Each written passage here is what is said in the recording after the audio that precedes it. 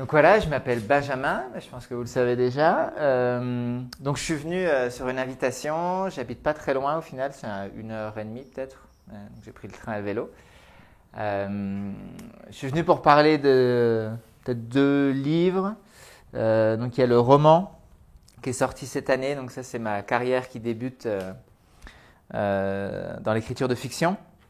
Et avant j'avais écrit 2 livres, il y en a un sur un voyage et le deuxième c'est sur Eotopia. On pourra parler peut-être qui amène aussi à comprendre pourquoi je veux faire des romans et pourquoi j'écris dans les romans. Et donc Eotopia, c'est l'histoire d'une communauté qui a été créée il y a 4 ans et demi. Enfin, on va dire que la communauté, l'idée a germé il y a 7-8 ans maintenant, ouais, même plus, 8-9 ans, ça passe. Et je vais commencer l'histoire par le début du coup. Donc là, j'ai 35 ans et il y a 10 ans, avec des amis, j'ai commencé à m'intéresser à l'écologie.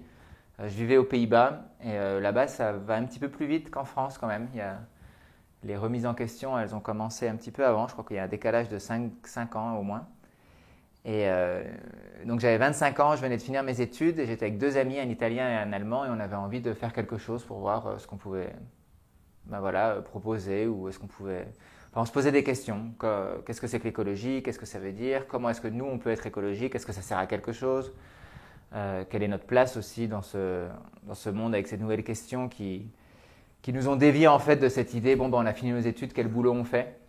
On était plutôt avec ces questions, en fait, déjà aussi un peu à quoi ça sert de faire un boulot ou est-ce qu'on a envie d'autre chose et ce boulot à quoi il nous amène ou qu'est-ce que ça va changer par rapport au monde? Il y avait, je ne sais pas si vous avez entendu parler, le documentaire d'Al Gore, Inconvenient Truth, une vérité dérangeante, qui dérange, c'est comme elle a dit. Enfin voilà, je pense que 2006, 2007, 2008, 2009, il y a eu toute une vague de documentaires avec aussi Moore aux États-Unis qui commençait vraiment à faire parler, où ça devenait assez récurrent, non, des documentaires sur la situation du monde. Il y en avait eu avant. Il y a eu aussi Yann Arthus Bertrand qui a sorti Home, à ce moment-là, en 2009, je crois. Donc en fait, voilà, on était un peu plongé dans ces documentaires et c'est ce qui nous a amené à vouloir faire un voyage en se disant, on va faire un voyage, on va faire un film et on va essayer de montrer qu'on peut voyager et vivre autrement. Donc c'était un peu, on était 3, voilà, jeunes, un peu insouciants. Et donc le premier livre raconte cette histoire-là et je commence par là parce qu'elle fait sens pour tout le reste. Et donc on est parti en 2010 et l'idée c'était de faire un voyage en autostop et en bateau-stop. J'avais lu un livre de Ludovic Hubler, pour ceux qui a fait le tour du monde en stop pendant 5 ans, un peu avant. Et donc on s'était dit que nous aussi on pouvait faire ça, voyager en stop, en bateau-stop, mais pas juste pour le voyage, mais aussi juste pour dire qu'il fallait voyager différemment et qu'on le pouvait. Donc on s'est dit aussi qu'on allait le faire sans argent pour ne pas consommer. Donc c'était un peu le pari de départ. Et donc on s'est dit qu'on allait rejoindre le Mexique. Moi j'avais fait mon stage là-bas dans une ONG. Qu'on allait aller au Mexique sans argent, en stop, en bateau-stop, et pour montrer que on pouvait vivre différemment. Et... Donc ça a commencé comme un pari écologique et très vite ça s'est transformé en sorte de quête personnelle, un petit peu existentielle. Notamment quand on est arrivé au Maroc, donc ça s'est passé plus ou moins bien.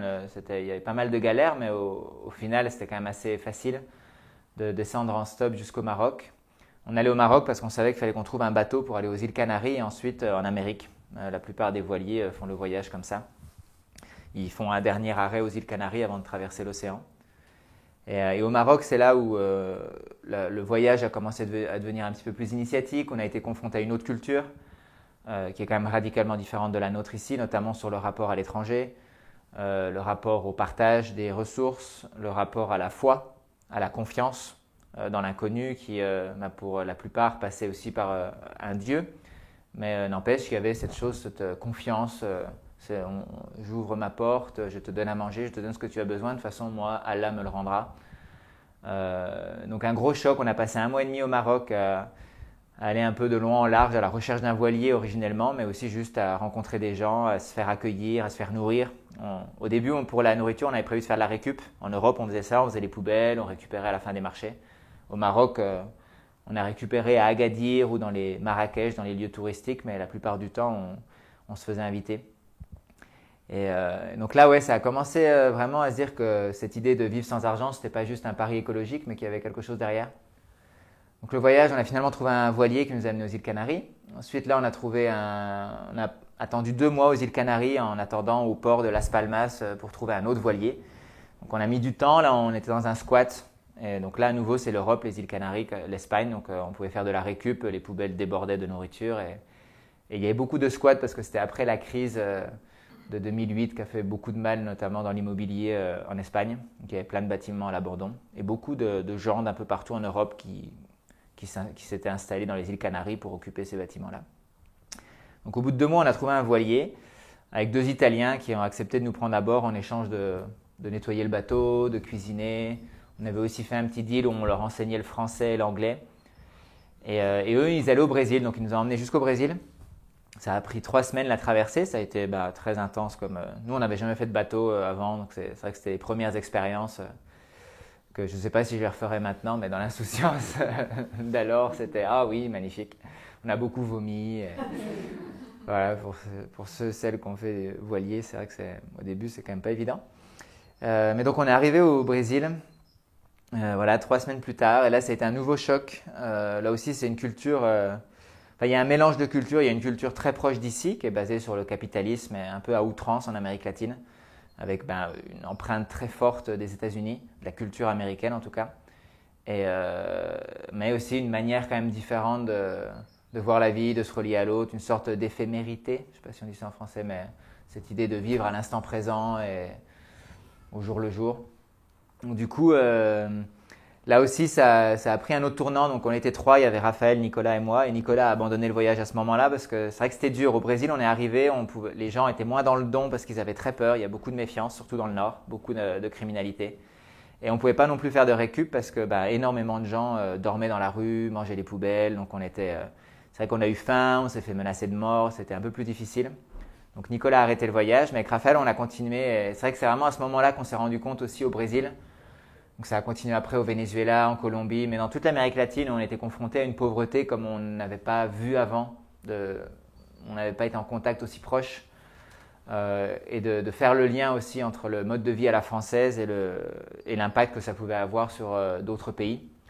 Donc je ne sais même pas ce que ça peut être en Afrique vraiment ou en Chine, mais en Amérique latine, c'était déjà suffisant pour comprendre que le moindre gin, la moindre banane, l'ananas, toutes les choses qu'on a ici à des prix assez ridicules au final, coûtent très cher, que ce soit pour l'environnement, pour les forêts amazoniennes ou juste les champs, la nature environnante là-bas, et pour les personnes qui travaillent souvent dans des conditions misérables et qui n'ont juste pas le choix, donc elles le font parce que c'est les seuls boulots qu'on leur offre. Donc ils sont un peu dans un engrenage où ils ne peuvent pas s'en sortir. Donc en tout cas, voilà, tout ce voyage en Amérique latine a vraiment ancré cette quête dans quelque chose de plus profond en se disant vivre sans argent, oui, c'est un pari écologique, c'est pour on voulait avoir l'impact zéro. On fait tout en stop, les véhicules vont déjà là-bas, on fait de la récup. On dort dehors, on dormait souvent dehors, de temps en temps on dormait chez des gens où on n'essayait jamais de se faire inviter à manger, même si ça arrivait plein de fois, mais l'idée c'était vraiment de consommer le moins possible. Chose qui s'est avérée complètement vaine, où d'un moment on le comprenait aussi que quoi que nous fassions, nous avions un impact et que c'était peut-être pas là le problème. Et justement, c'est là où on a compris en Amérique latine que oui, le problème c'était pas d'avoir un impact ou non, c'était quel impact et où était cet impact. Donc c'est vrai qu'en arrivant au Mexique, il y a vraiment eu cette réflexion de maintenant qu'est-ce qu'on fait de ça, de ce voyage. Donc ça avait duré 1 an, un voyage où on a dépensé 120 € pour les permis, pour les visas et refaire mon passeport parce que je m'étais fait voler mes affaires. On avait prévu de faire un film, mais je me suis fait voler la caméra et l'ordinateur.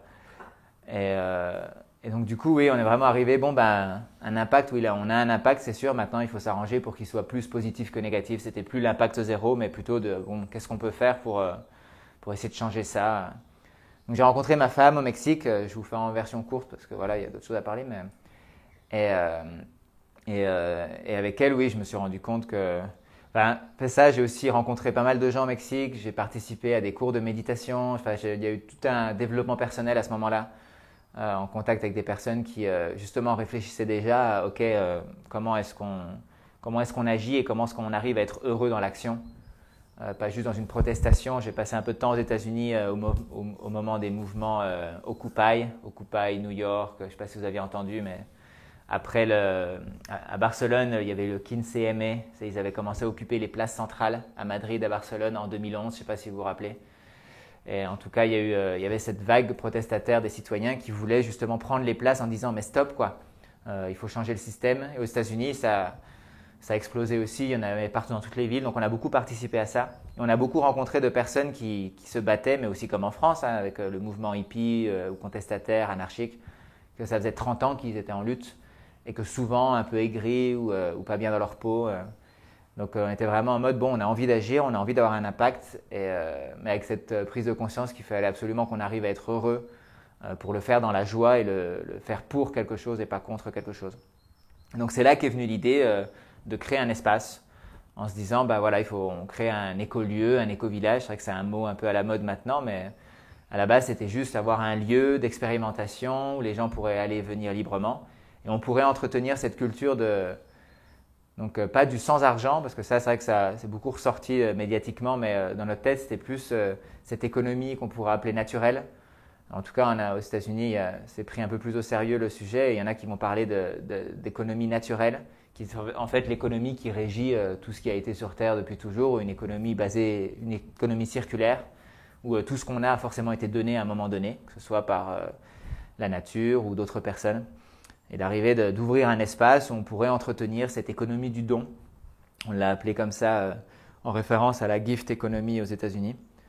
Et donc ça, c'était l'idée, le rêve. On a imaginé de le faire au Mexique, notamment pour le climat, pour la facilité de manger des bananes, des mangues, enfin toutes les choses. C'est des facilités à ce niveau-là. Mais je ne me sentais pas légitime en tant que Français, blanc, à essayer de faire quelque chose qui est très présent dans les pays occidentaux, mais qui l'est beaucoup moins dans les pays comme le Mexique, où surtout il y a 8-9 ans, où il y a beaucoup de luttes sociales qui prennent le dessus et qui sont beaucoup plus importantes. C'est très difficile quand les personnes sont en train de protester parce qu'il y a des femmes qui meurent toutes les minutes sous les coups de leurs hommes, ou qu'il y a des indigènes qui sont encore opprimés, que les études... Enfin, rien que cette année, pareil, il y a 800 journalistes qui se sont fait tuer. Enfin, c'est assez hallucinant la situation au Mexique, on n'en parle pas énormément, mais... Et donc au milieu de tout ça, le blanc qui arrive pour dire non mais le changement est en nous, il faut juste qu'on soit dans la paix, dans l'acceptation. Donc c'est pour ça qu'on s'est dit qu'il fallait revenir en France, parce que d'autant plus que ce qu'on fait en France, c'est ce qui a un impact ailleurs le plus souvent. Ou en tout cas, c'est les pays comme la France, l'Allemagne, les États-Unis où l'impact est le plus sévère, que ce soit sur l'environnement, mais aussi sur du coup les peuples d'autres pays qui se retrouvent un petit peu comme nos esclaves. Il y avait cette théorie aussi chez les écologistes aux États-Unis de l'esclavitude moderne, où on oublie et les esclaves énergétiques. Donc à chaque fois qu'on fait quelque chose, si on calculait le nombre de personnes qu'il faudrait pour faire ça, très vite on se rend compte qu'on a 150 personnes qui travaillent pour nous tous les jours, et on l'oublie. Donc voilà, donc on a décidé de revenir en France, et ça c'était en 2013. Moi j'ai continué à vivre sans argent, sans vouloir toucher à l'argent pendant encore un an et demi. De manière assez têtue, là j'ai pas mal de recul maintenant, mais c'est vrai que j'étais dans mon mode idéaliste et en mode il faut surtout pas que je le touche et l'argent c'est le diable. Et il y a toujours une partie de moi qui y croit, dans le sens où ma vie sans toucher l'argent était beaucoup plus facile. Facile dans le sens où oui, j'avais pas trop à me poser la question de comment le trouver, quoi faire, comment le gérer, comment être juste en utilisant l'argent et aussi en le donnant. Et ça m'aidait aussi beaucoup à polluer moins, parce que c'est vrai que ça c'est un truc très simple, quand on ne peut pas acheter, notre impact diminue fortement.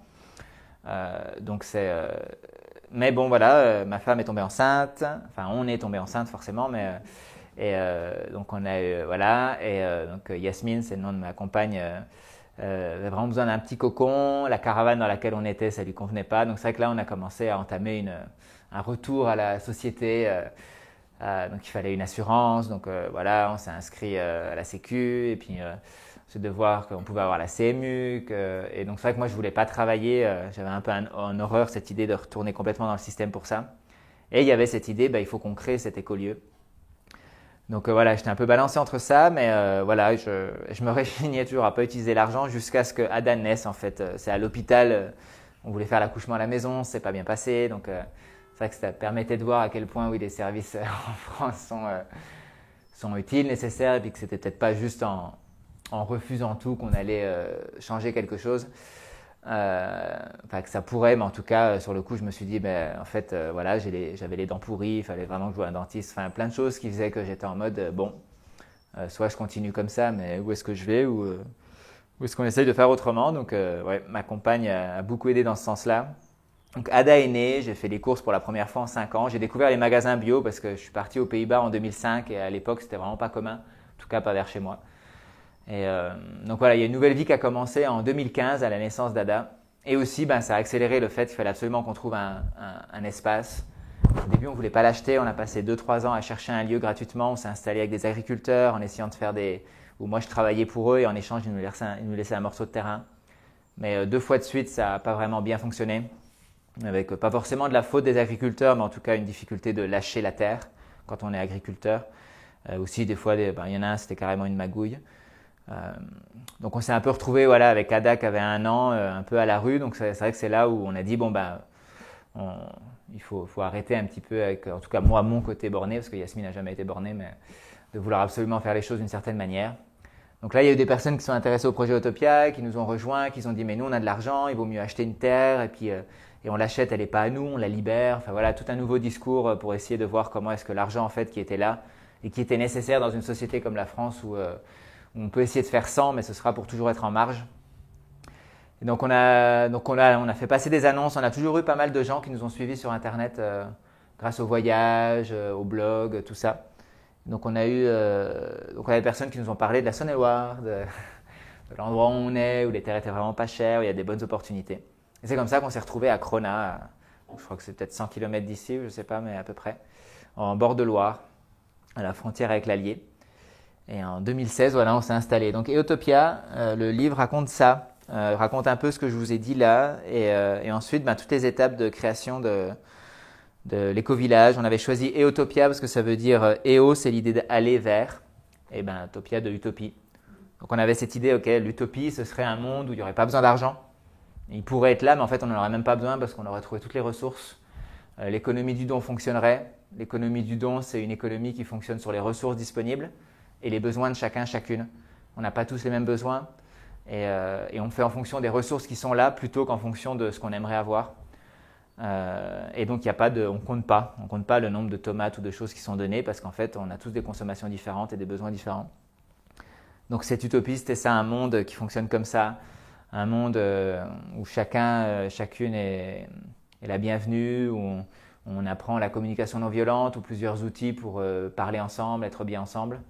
Et donc ça, c'était l'utopie et voilà, on savait qu'on était en chemin, donc on est arrivé en voiture, en camion, il a fallu investir des choses. Voilà, moi j'ai de plus en plus lâché prise sur mon idéal écologiste un peu hardcore, attention, dès qu'on consomme un truc, on est en train de pourrir la planète.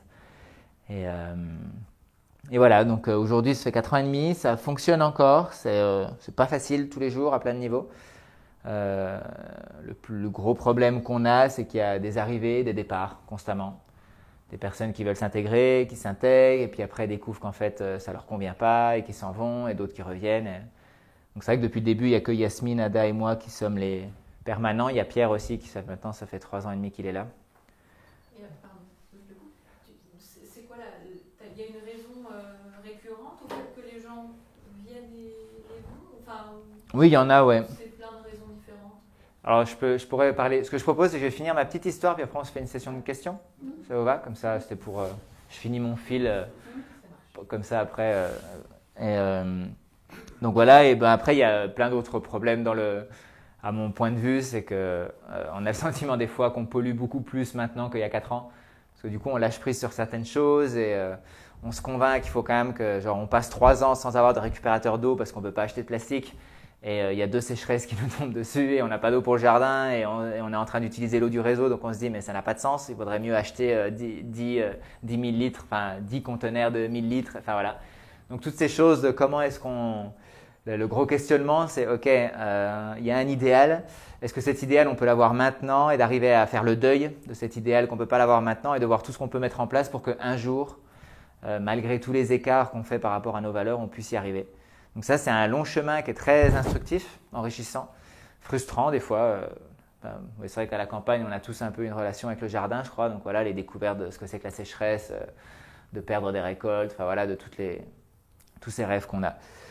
Mais Autopia, c'est surtout avant tout une communauté. Donc on vit autrement forcément. Et le point le plus fort, on s'est rendu compte là, c'est ce qui nous lie et ce qui nous spécialise, ce qui nous rend appréciable, ce qui nous démarque aussi de beaucoup d'autres écolieux. Et ce qui fait que beaucoup de gens veulent venir nous voir, c'est la relation à l'autre, le vivre ensemble. On a développé vraiment pas mal d'outils de communication non violente, sociocratie, développement personnel sous plein de formes. Pour arriver à s'écouter. On a des réunions régulières. Il y a le fait que ce soit sur l'économie du don où il n'y a pas d'emploi du temps, où les personnes viennent librement. Chacune s'investit comme il ou elle l'entend. Que ce soit au niveau financier, s'il a envie de mettre des sous dans la boîte à dons pour acheter à manger, ou juste au niveau de son temps, de son énergie. Et donc il y a vraiment une ambiance où en fait dès qu'une personne arrive, on fait partie d'un groupe, il n'y a pas de hiérarchie. Le lieu n'appartient à personne parce qu'il a été acheté avec une association. Donc on a presque remboursé les prêts là. Donc il y a vraiment toute une atmosphère qu'on a mis en place et qui est très précieuse et qui est un peu on se rend compte que c'est ça depuis le départ qui a été le plus important et qui s'est construit au-delà de la recherche d'autonomie ou de l'écologie. C'est justement d'arriver à être bien avec l'autre, qui nous paraît aujourd'hui le plus essentiel pour en fait même aller vers un monde écologique, en se disant que si on est tous des individualistes un peu enfoirés les uns avec les autres, c'est bien si on vit écologiquement, mais que ça ne va pas nous permettre en fait d'avoir un monde meilleur. Donc de faire plutôt l'inverse, tâchons d'être une grande famille et ensuite on trouve ensemble des solutions. Et c'est cette relation à l'autre aussi, moi, qui m'amène beaucoup à la littérature où la publication de Sans un son en poche, le premier livre, et de celui-là, ça a été réécrit à chaque fois, enfin ça a été coécrit avec Béatrice et donc ça m'a ouvert à ça. Ça a aussi donné un sens à cette idée, ce qu'on fait c'est bien mais il faut que ce soit partagé.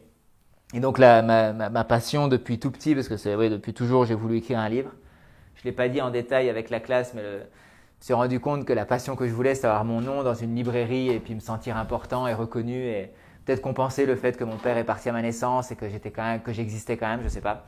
On peut rentrer en psychanalyse là-dessus, mais il est que ça fait bien 25 ans que je poursuis ce rêve d'être écrivain et ça c'est venu aussi avec cette idée de partager. Et donc ça c'est mon premier roman qui est sorti cette année. Il y en a un autre qui va suivre l'année prochaine et j'espère un autre après. J'écris beaucoup, je suis passionné par ça et tous mes romans, ceux-là ils sont en littérature jeunesse et par contre ils sont j'essaie d'y aller un peu plus mollement parce qu'il y a un côté très radical, franc, vegan, économie du don, etc. tout ça. Et là c'est plus subtil mais je peux pas m'empêcher quand j'écris de parler de ces choses-là. Donc on y retrouve un peu de ça, mais distillé avec un peu plus de finesse peut-être, ou moins en mode bulldozer. Il faut changer. Voilà pour la présentation. Et du coup, je peux répondre à ta question. Je vais aller dans les détails, comme ça ce sera plus clair. Donc on s'est commencé le projet, il y avait Antoine, Sandrine et Romane qui étaient au début avec nous. Quand je dis nous, c'est Yasmine, Ada et moi. Antoine est tombé amoureux, il vient de Lille, il était très attaché au Nord, il est tombé amoureux d'une fille qui ne voulait surtout pas quitter le Nord, donc il est rentré avec elle. Sandrine, il est resté 2 mois. Sandrine, elle a passé environ 1 an, 1 an et demi avec nous. Elle avait vendu sa maison pour rejoindre le projet, elle s'était mise à fond, elle voulait absolument vivre sans argent, elle a une 50aine d'années, elle voulait tout quitter, elle en avait vraiment marre de ce système. Et elle pensait, elle n'était pas sûre de vouloir vivre en communauté, mais puis elle voulait un paradis pour les animaux, elle était très activiste au niveau du véganisme. Et donc il y avait cette force, cet idéal de il faut changer, il faut vivre différemment. Et donc c'est vrai que d'arriver en pleine campagne dans une maison à retaper au milieu de nulle part, ça a été difficile pour elle. Aussi de vivre ensemble, on n'avait qu'une maison à peine chauffée, donc en fait on se voyait tous les jours. Et puis quand on fait un projet, au début on faisait des réunions tous les jours parce qu'il y avait tellement de choses à gérer qu'il fallait en parler tout le temps. Donc c'est vrai que ça l'a pesé. Et finalement, elle est partie et ça lui a fait beaucoup de bien, elle s'est sentie beaucoup mieux après. Romane, il était venu dans le projet, nous on ne le savait pas, mais en fait parce qu'il était un peu amoureux de Sandrine. Donc on l'a su après. Donc sûr, quand elle est partie, elle n'était pas amoureuse de lui, donc voilà. Mais quand elle est partie, lui il est resté un petit peu plus longtemps et puis finalement il est parti.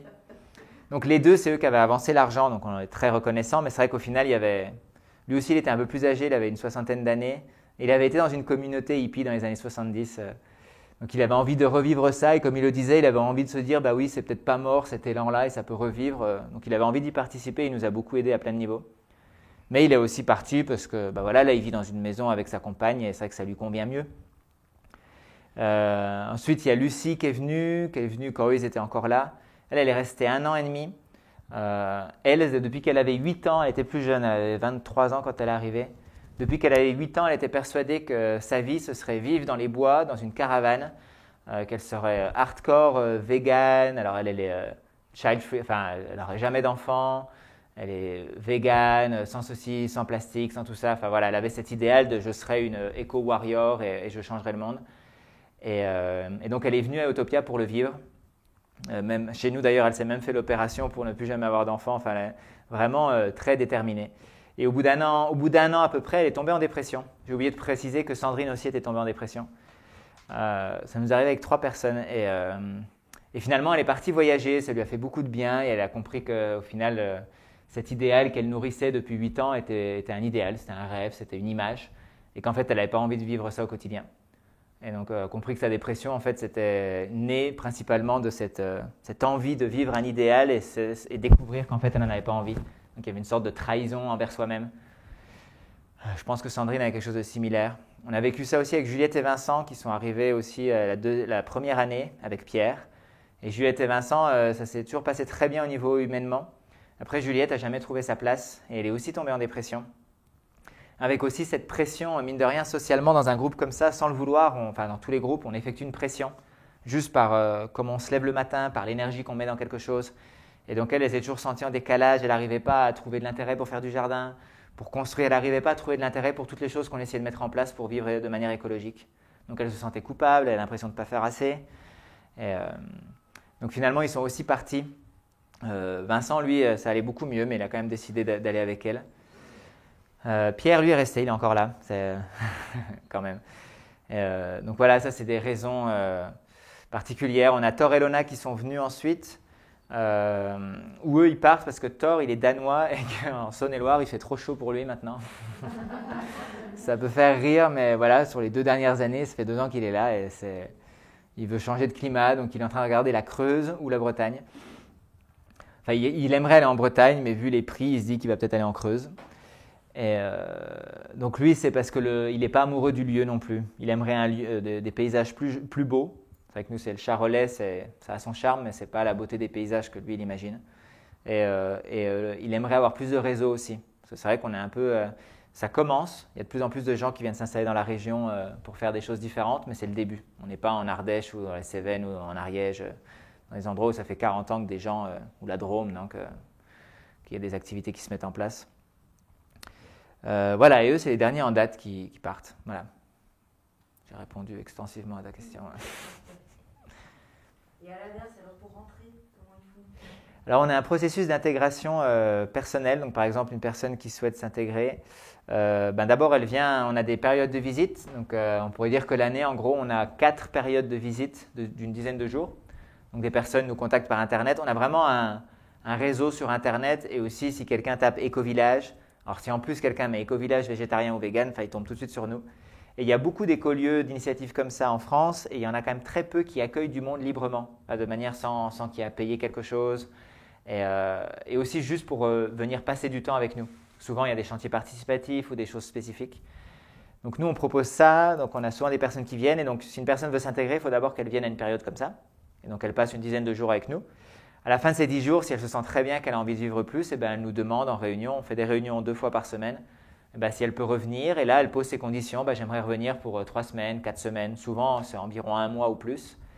Et donc après, elle revient, et donc là, elle voit sur une durée plus longue, elle voit aussi ce qui se passe dans le lieu quand on n'a pas de visiteurs, visiteuses, parce que l'ambiance est très différente.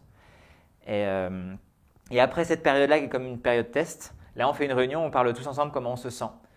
Donc toutes les décisions sur le lieu, elles sont prises au consentement.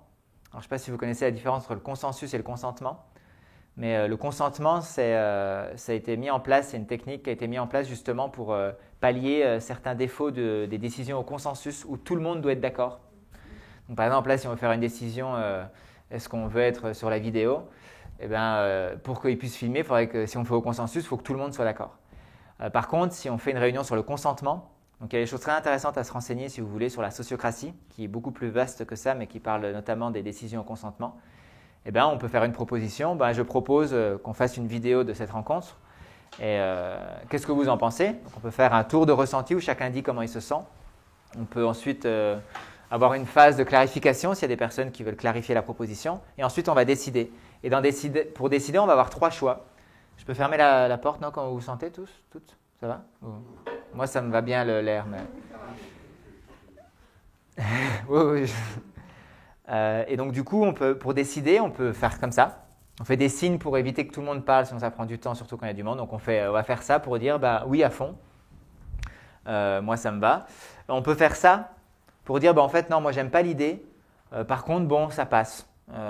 On peut expliquer après. Moi, on peut faire la vidéo. Moi, je me mettrai derrière la caméra ou pas. Et ça, c'est pour ne pas bloquer une proposition. Ça permet d'avancer. Et enfin, il y a ça. Et là, c'est non, si vous faites ça, je sors du groupe. Donc en fait, on a cette modalité pour dire on peut consentir, ça veut dire qu'on n'est pas d'accord, mais que pour le bien du collectif, parce qu'on pense que ça fait sens pour le collectif, même si ce n'est pas pour nous, on consent à ce que ça se fasse. Donc, donc ça, c'est comme ça qu'on fait toutes les décisions, sauf les décisions d'intégration, où là, c'est consensus. Il faut que toutes les personnes qui vivent sur le lieu à un moment donné soient d'accord et se sentent bien avec la personne qui s'intègre. Et donc une fois que ça a été dit, la personne revient. Et là, on lui dit encore, donc là, on vient de changer, mais avant, on avait le prêt à rembourser. Donc, chaque personne qui s'intégrait pouvait, si elle avait la possibilité de donner 5 000 €, elle le donnait. C'est un peu comme une part, sauf vu que c'est une association qui a acheté le lieu, c'est un don. Donc, en fait, pour être intégrant, il faut faire un don de 5 000 € qui ne donne droit à rien. C'est juste un don à l'association. Enfin, ça donne droit à vivre sur le lieu, mais pas plus, il n'y a pas de parcelle. Mais là, on vient de l'enlever parce qu'on a remboursé le prêt. Enfin, il nous reste presque plus grand-chose. Donc là, maintenant, chaque personne qui veut s'intégrer, elle veut le dire. Donc par exemple, il y en a un qui s'est intégré, là, qui a quand même voulu faire un don financier, donc il peut le faire, mais ce n'est pas obligatoire. Là, c'est sur le don, quoi. Chacun choisit comme il le veut. Et voilà, et à partir de ce moment-là, c'est intégré.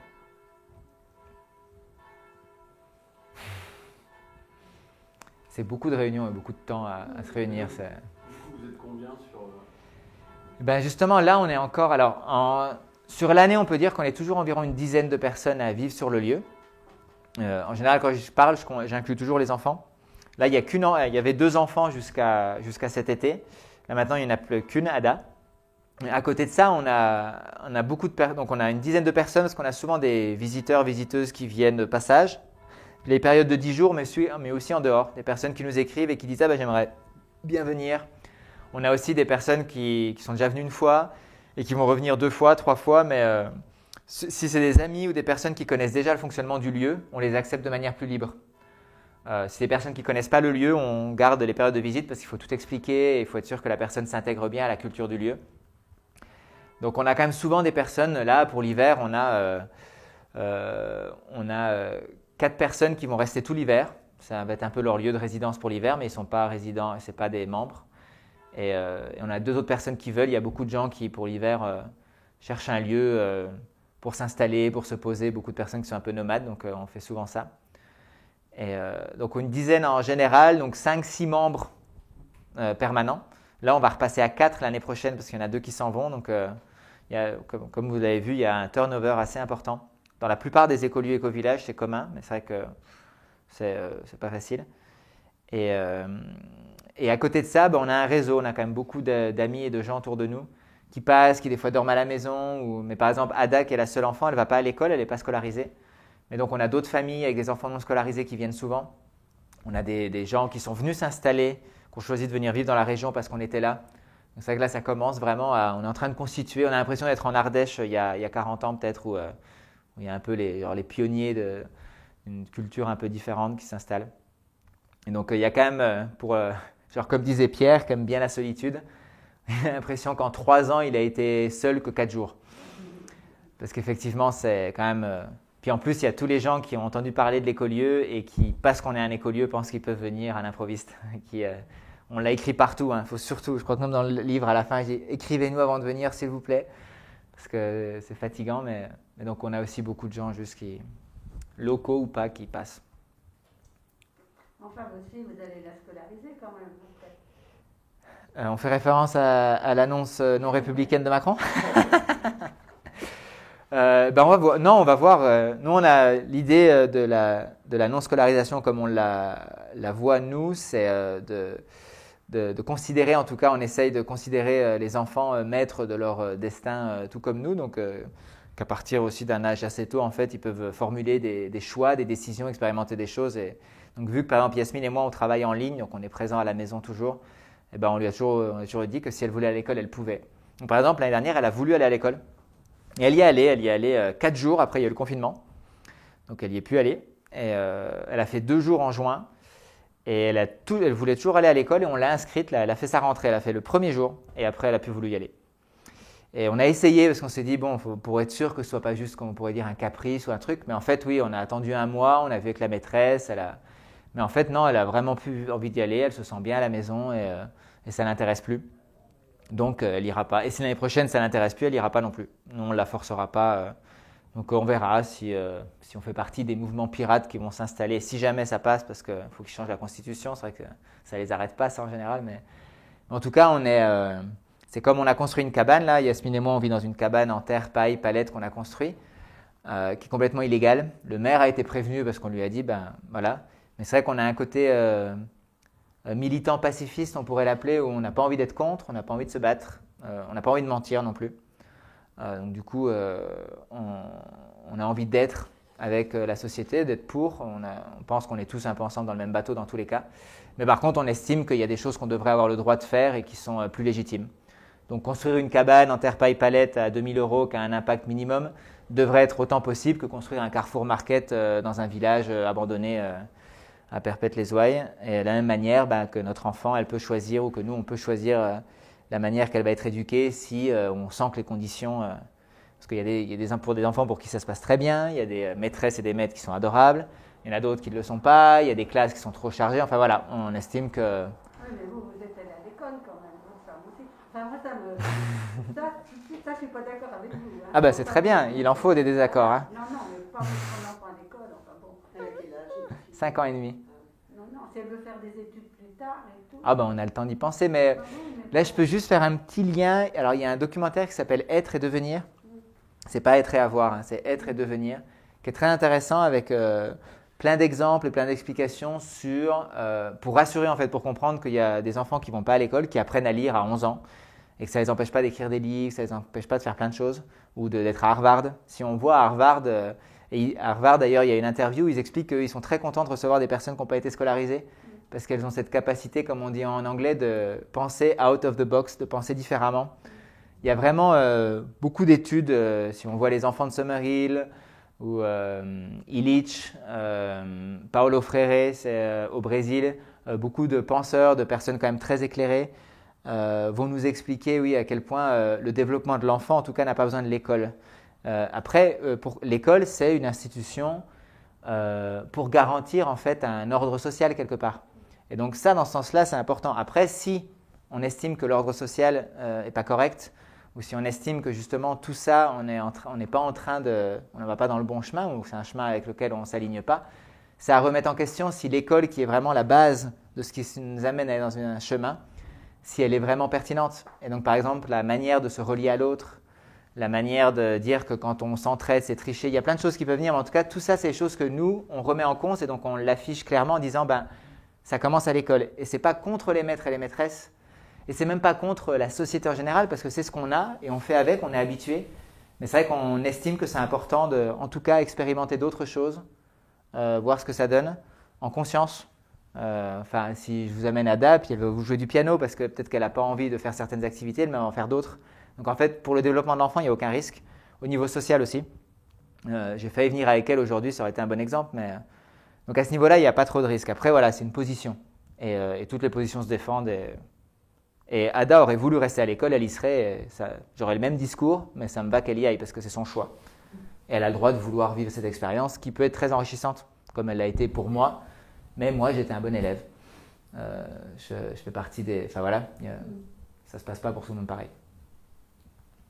Ça ne manque pas de ne pas avoir d'autres enfants avec elle. Mais elle en voit par contre des amis, elle voit ça, on fait. Elle va à la danse, elle va à la gym, on est… Non, quand même. Non, elle a plein d'activités, elle voit des autres enfants. Non, à ce niveau-là, c'est pas un souci. On ne vivrait pas dans une communauté, peut-être que ce serait plus compliqué. Si on était que ma femme et moi dans une maison et avoir personne, ce ne serait pas faisable. Mais Ada, beaucoup plus de stimulation qu'à l'école. niveau variété, notamment au niveau langage et différence de pensée. Donc ça, je pense que c'est... L'éducation nationale va vous rendre visite quand même. Ah oui, ça, on l'attend là. Je suis certain parce que mon mari allait chez les gens comme vous. Ah, c'est lui, bah cool, très bien. Bah... Non, mais il a la retraite. Non, je rigole, c'est ok. Il a la retraite, mais il allait chez les gens comme vous qui ne connaissaient pas là-dedans. Ouais, on pose problème. Donc vous allez, oui, avoir sa visite, ça c'est sûr. Mais les enfants qui ne vont pas, qui ne suivent pas le système scolaire sont aussi suivis. J'ai pas mal d'amis qui n'ont pas scolarisé leurs enfants, plus encore en Alsace, il y a un suivi. Oui. Oui, mais enfin maintenant ce sera interdit, hein. Malheureusement. Vous subissez des pressions quand même ou pas à ce niveau-là? Oui, bah, nous, on subit des pressions. Quelque part, j'ai envie de dire, ça fait 10 ans que je subis des pressions. Je pense qu'à partir du moment où on entame un chemin un peu différent, mais ça va surtout, là, ça va un peu mieux, mais il y a 10 ans, je me rappelle, la personne qui mangeait bio, elle subissait des pressions, que ce soit de la part de la famille ou des amis, ça dépendait dans quel circuit. Moi, je me rappelle, quand je suis devenu végétarien, je subissais des pressions. La famille sont souvent celles qui sont les plus dures, même si elles ne sont pas volontairement, il n'y a pas de négativité volontaire, mais on fait des choses, et à chaque fois qu'on fait un choix différent, on remet en cause quelque chose, qu'on le veuille ou non. Donc ça provoque des réactions forcément, et après c'est à nous d'arriver à en parler. On peut mettre à jour les choses et dire bah oui, on n'est pas d'accord, et est-ce qu'on arrive quand même à vivre ensemble? C'est aussi le truc de l'expérience, c'est comment est-ce qu'on arrive on a toujours voulu se dire on arrive à ancrer nos différences sans nous couper du monde. Quand je vivais sans argent, justement, je me suis rendu compte qu'en fait, j'étais en mode je me coupe du monde. J'allais tellement loin dans mes différences, dans ma radicalité, dans mon manque d'acceptation de la situation dans laquelle j'étais, que j'étais en fait constamment un peu en mode opposition. Donc c'est vrai que là, on a plutôt dit, non, en fait, on accepte nos travers aussi, on essaye d'arrêter de poursuivre cette perfection écologique qu'on peut.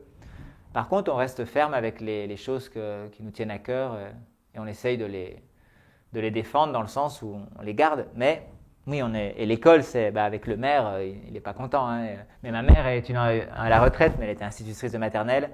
Elle accepte mes choix, mais elle ne comprend pas. Pour elle, et c'est vrai que la maternelle, c'est génial. Nous, le premier, quand on a vu la classe de Crona, il y a 8 élèves en maternelle. Hein. C'était les conditions idéales pour Ada. Mais par contre, j'estime que si Ada ne veut pas y aller, ça me fait plaisir qu'elle puisse avoir ce choix-là, et de voir comment elle s'épanouit ensuite, c'est assez impressionnant. Et la directrice de l'école est une amie, et c'est vrai qu'elle nous a avoué, on a 2 autres enfants il y a une fille qui a 9 ans qui n'a pas été à l'école jusque-là. Et c'est vrai qu'elle est assez impressionnée, notamment au niveau de la culture générale. L'école, c'est très bien, mais c'est une culture. Et donc un enfant qui ne va pas à l'école, donc c'est vrai que celle-là, c'est particulier, parce qu'elle est américaine, le papa est allemand, ils ont vécu en Inde, ils ont vécu au Mexique. Mais c'est vrai qu'elle est arrivée, puis elle a un enfant de 9 ans qui est un peu un ovni pour elle, où elle a une culture, une manière de dessiner, elle le voit dans la manière de dessiner, dans la manière de raconter des histoires, elle dit, et quelque part, elle ne sait pas quoi faire, parce qu'elle a l'impression que tout ce qu'elle fait, ça restreint la créativité et ce qu'elle fait, et tout est trop facile pour elle, enfin, pas facile, genre les maths, elle a du mal, mais tout est trop limitant pour cet enfant qui, en fait, te sort des dessins où elle va expliquer des concepts, des choses, alors qu'elle ne parle pas encore le français. Donc voilà, il y a... Je ne vais pas faire la défense de ça, mais en tout cas, oui, c'est intéressant. C'est vrai que si on peut garder une société où il y a une diversité, quelle que soit la diversité, c'est une bonne chose. Vous avez l'impression d'avoir plus de liberté maintenant qu'avant pour faire ça? Avant, je ne sais pas. Mais déjà, depuis cette année, on a moins de liberté parce qu'ils ont passé l'instruction obligatoire à 3 ans. Je pense que Macron voulait l'école obligatoire à 3 ans, et puis dans les mots, il n'a pas compris qu'en fait, instruction, voilà. Et donc ça, c'était déjà un peu chaud parce qu'avant, c'était 6 ans et donc tu étais quand même tranquille. Voilà, c'est quand même très différent le rythme d'un enfant avant 6 ans et après. Et donc là, c'est sûr que ça va... toutes les personnes du réseau NonSco sont un peu scandalisées, mais aussi parce qu'on met tout le monde dans le même sac, quoi. Quelle idée de parler d'islamisme? Enfin, ils ont le droit de... si c'est pour lutter contre l'islamiste, la solution... Enfin bref, voilà, il y a plein de choses qui révoltent et c'est vrai qu'on ne sait pas... On a un peu l'impression que, là, c'est nous, mais après, ce sera qui demain? Enfin, voilà, c'est juste une société qui est en train de devenir d'une certaine manière. Et après, c'est voir si on essaye de prendre position sur tous les fronts ou si on attend que ça vienne nous toucher pour prendre position. Je pense que c'est une grande question chez les militants aujourd'hui, c'est ma cause et ta cause. Est-ce qu'on reste chacun dans le coin avec nos causes ou est-ce qu'on essaye de comprendre qu'il y a quelque chose qui est en train de changer et que Soit on se met tous ensemble pour dire stop, soit on attend que notre tour vienne. Voilà. On déborde un peu là. Et du coup, dans l'écolieu, est-ce que vous avez imaginé un jour peut-être passer à l'étape d'après, éventuellement recruter des gens en fonction de leur savoir-faire, et va recréer un genre de village, enfin basé sur une autre économie, ou est-ce que ça c'est vraiment trop compliqué? Compliqué, je sais pas. En tout cas utopique dans l'état actuel. C'est un rêve. Ce serait, au début, c'est ce qu'on voulait. On imaginait un lieu avec plein de petites maisons, et puis il y a la personne qui fait son pain, celle qui fait ses céréales, celle qui travaille le métal, celle qui travaille. Comment? Un psy, ouais. Non mais oui, puis quelqu'un, un médecin, enfin des personnes, voilà, pour pas aussi remettre en cause tout. Il y a des choses merveilleuses et un informaticien. Enfin, on peut tout avoir. On n'est pas pour la charrue, enfin sans bœuf parce qu'on est vegan, mais en tout cas, on n'est pas pour revenir en arrière. On adore la technologie à plein de niveaux et on pense que l'évolution, c'est ce qu'elle est. Je refaisais du vélo, là, je passais sous ces grandes lignes électriques. Il y a un endroit là-bas avec. Quand on voit comment l'électricité est transportée, c'est quand même hallucinant de voir cette technologie. Enfin, c'est vrai qu'on est quand même arrivé à un niveau qui est assez incroyable, donc on peut sûrement faire quelque chose. Donc oui, idéalement, oui, ce serait chouette d'arriver à voir des choses comme ça, mais j'ai l'impression que l'un des obstacles premiers aujourd'hui, c'est qu'on a, malheureusement, il n'y a pas de sentiment d'urgence réel, qu'on pourrait avoir dans d'autres pays, mais là, je relisais un livre qui parlait en Normandie, de la guerre mondiale, la Seconde Guerre mondiale, et de comment les personnes avaient besoin d'un jardin dans les campagnes, et que si elles ne le faisaient pas, elles n'allaient pas bien manger. Et qu'en fait, tout le monde était motivé pour faire son potager, mais ils n'avaient pas le choix, quoi. Ils allaient travailler, ils revenaient, et ils avaient des journées de 15 heures parce qu'en fait, c'était soit ça, soit ça n'allait pas. Et aujourd'hui, je le vois, moi le premier, et toutes les personnes de ma génération, les personnes qui sont intéressées, ou qui viennent d'avoir des enfants, qui se posent des questions, ou qui sentent encore de l'énergie, donc qui ont envie de participer à des mouvements comme ça, en fait, si d'un coup on en a marre, on peut juste partir. Et on peut, avec les APL, tout de suite se trouver un petit logement quelque part, avoir encore un petit bout de potager pour quand même faire ses tomates, et trouver un petit boulot assez facilement si on a été à l'école, si on a l'université, si on a quelques capacités ou un peu de créativité. Donc il y a une sorte de facilité, pas pour tout le monde dans la société, mais pour les personnes en tout cas qui s'intéressent, qui ont le loisir quelque part ou la disponibilité mentale de s'intéresser au mouvement des éco-villages ou de vivre différemment, qui fait que quand on arrive, si ça ne nous plaît pas, on peut vite partir. Donc j'ai l'impression que pour qu'on arrive à ça, pour qu'on arrive vraiment à l'utopie, on a besoin de personnes en fait qui n'ont pas le choix. Mais du coup, dans un système où il n'y a vraiment pas le choix. Parce que tant qu'on n'aura pas le choix, pourquoi quand on voit le prix de la nourriture et le temps qu'il faut passer pour arriver à être autonome, il n'y a pas de doute que c'est mieux de trouver un petit boulot, même merdique à mi-temps, qui va quand même nous nourrir plus que ce qu'on aura produit nous, avec notre inexpérience, parce qu'il n'y a plus le réseau avec les personnes. On manque de transmission avec les personnes autour, la famille, les grands-parents, les parents pour apprendre à faire du jardin différemment. Donc c'est vrai que quand je vois ça, je pense que c'est un obstacle. Et on le voit, c'est trop facile pour notre génération, la mienne en tout cas, 30, 40 ans, c'est trop facile de juste abandonner d'une certaine manière ou changer ou se dire « oh, voilà quoi ». Et ce serait moins facile. Je pense qu'on aurait plus de monde et qui resterait. Parce qu'on serait par exemple une des seules options viables pour un futur, dans la tête de certains, je ne dis pas pour tout le monde, en tout cas ça pourrait être « ah oui, c'est soit ça, soit en fait j'ai une vie de merde dans la ville ». Mais pour être honnête, ma femme la première, elle y pense encore, elle se dit « bon, est-ce qu'on ne pourrait pas juste prendre un petit truc dans un petit village, mais à côté d'une ville ?»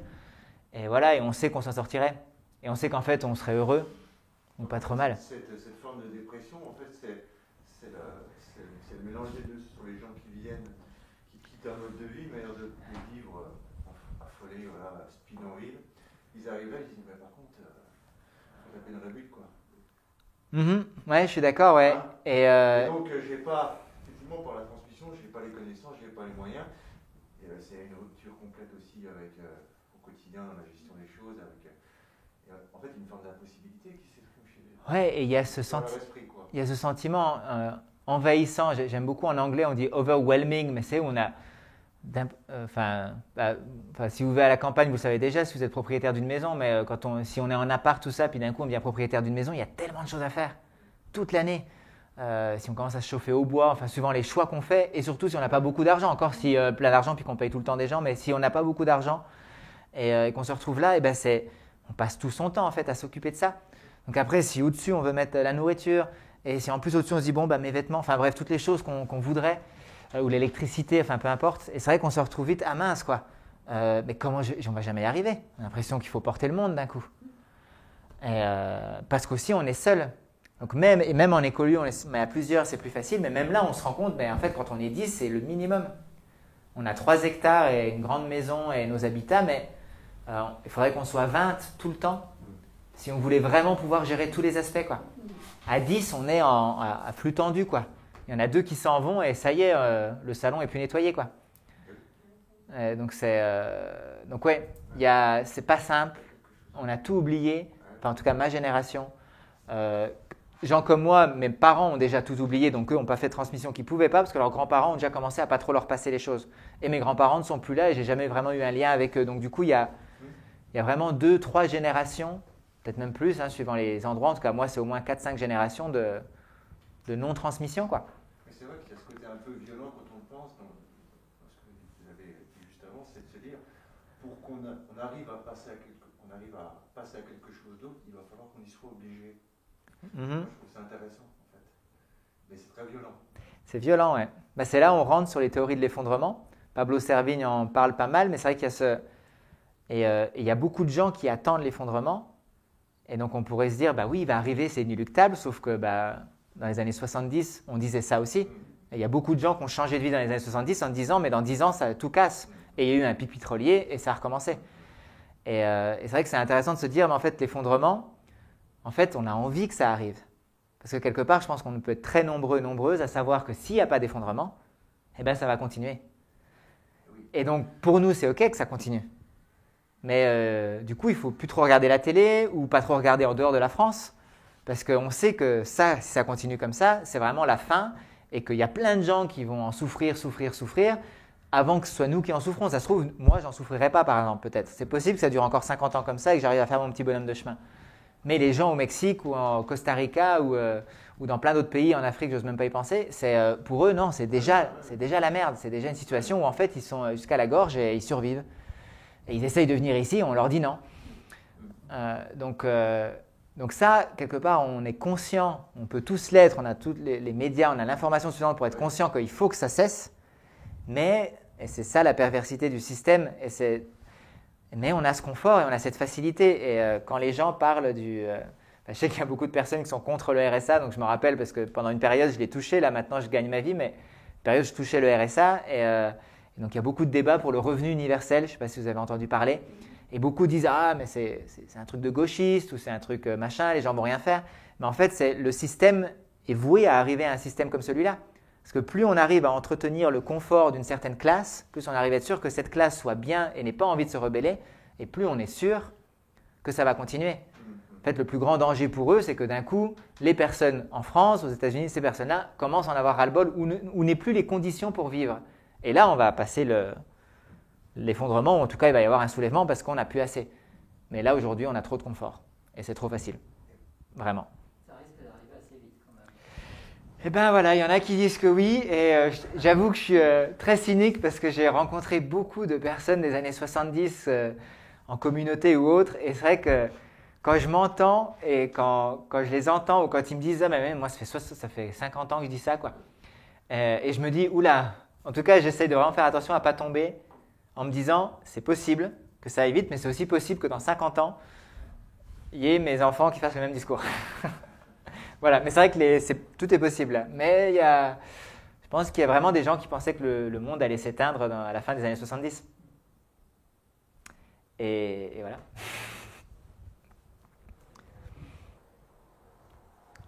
Les enfants, ça change beaucoup de choses.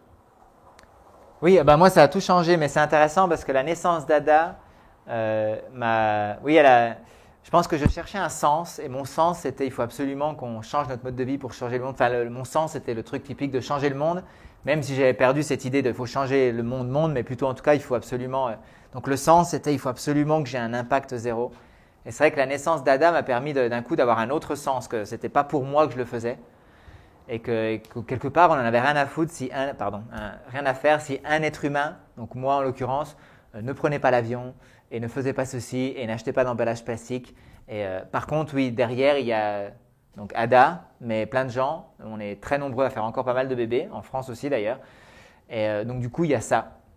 Et donc c'est vrai que là, il y a la question de la transmission et de comment est-ce qu'on arrive à du coup, pour reprendre j'ai étudié la com, hein, mais à vendre du rêve. C'est un peu le grand débat.